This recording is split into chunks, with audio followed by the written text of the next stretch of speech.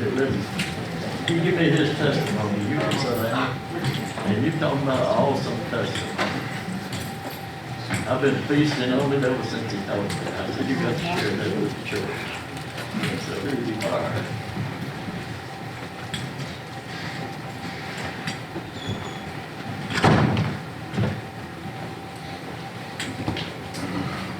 Praise the Lord. I'd like to tell you that I wasn't always saved. I was raised in and out of church. My mom and my dad, they were always in and out of church. You know, I knew the way. So when I got with my wife and had my kid and stuff, I always took them to church. I wasn't saved. I still knew that that was the way to take it. So I always took them to church. And, the Lord dealt with me when I was a teenager, and I didn't accept it.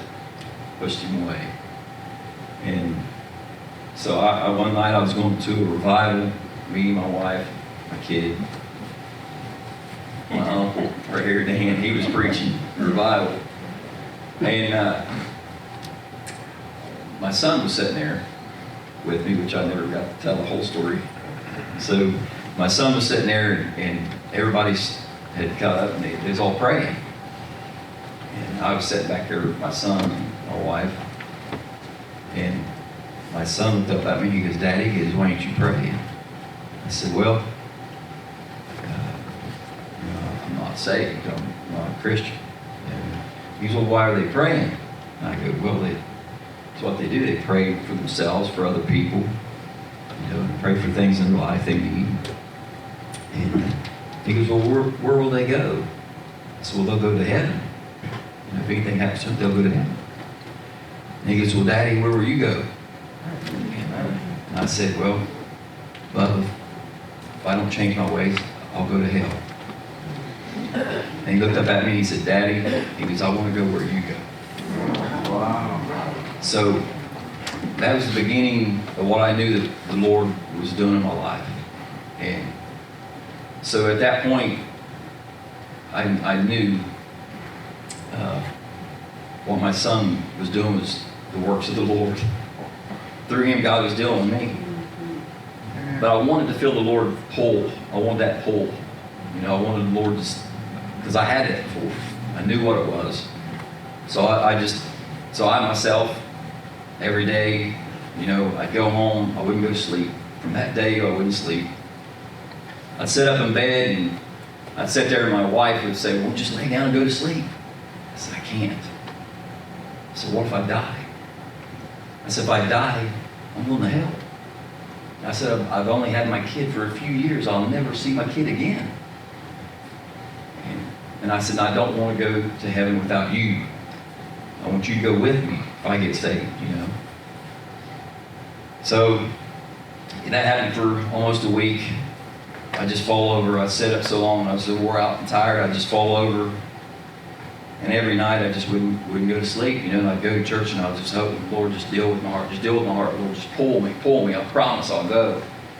And I said, "I want you to deal with me. I don't want to go up there and just fake it. I don't want to go up there and say, 'Oh, okay, I'm saved.' I said, just deal with my heart." Well, the Lord, He did. I was sitting there in church with my dad, which has lived through 2 cancers. The Lord's healed him.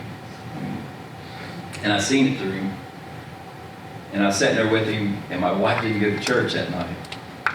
And the Lord, I just felt him pull me so strongly that I didn't hesitate, because I made a promise to him, if he dealt with me, I would go.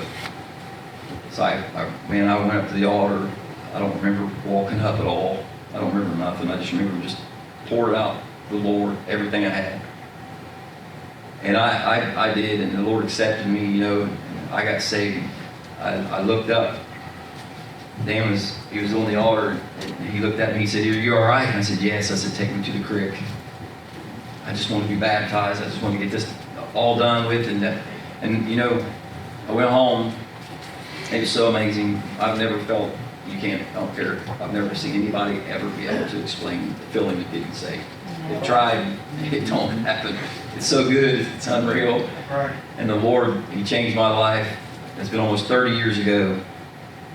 And I went home, I was soaking wet, and I walked in the house, and my wife looked at me, and she was, "What's wrong? What happened to you?" I said, "So I got saved and baptized." She goes, "I told you, don't get baptized. If you get saved, you wait for me." And I said, "Honey, I told you before I'd never want to go to heaven without you." I said, "I'm just going to let you know I'm going with or without you." So about 30 days later, my wife, actually in the same church, another pastor came, was preaching, and she got saved. So the Lord He's done wonders, and our whole family, which Danny has testified many times about, our whole family has never been church-going people, as in he's first, like he said, he's the first preacher in our whole family.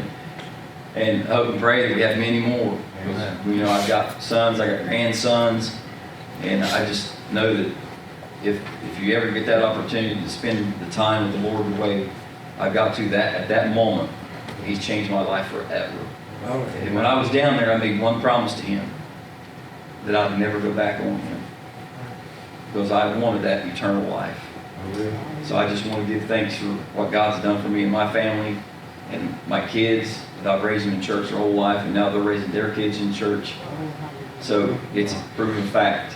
If you just take your kids and you teach them the right way, they'll stay there. If they walk away, they'll know where they were. They'll come back. The Lord said that, and it will happen. So I just want you guys to and another thing, if you don't mind, we're building a church camp. Pray real hard for our church camp that we're building. I know this is a wonderful church. It's the first time I've ever been here. Dan's talked about it a lot.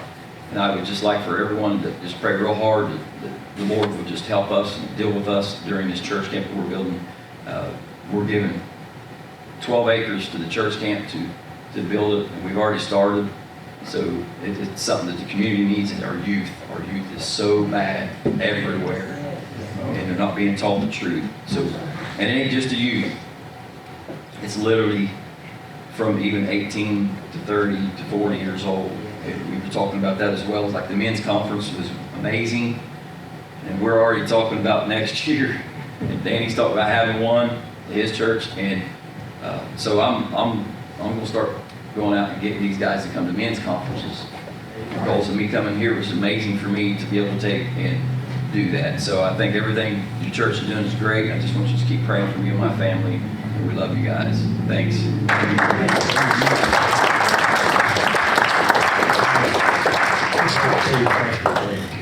I think everybody knows. Give him a hand.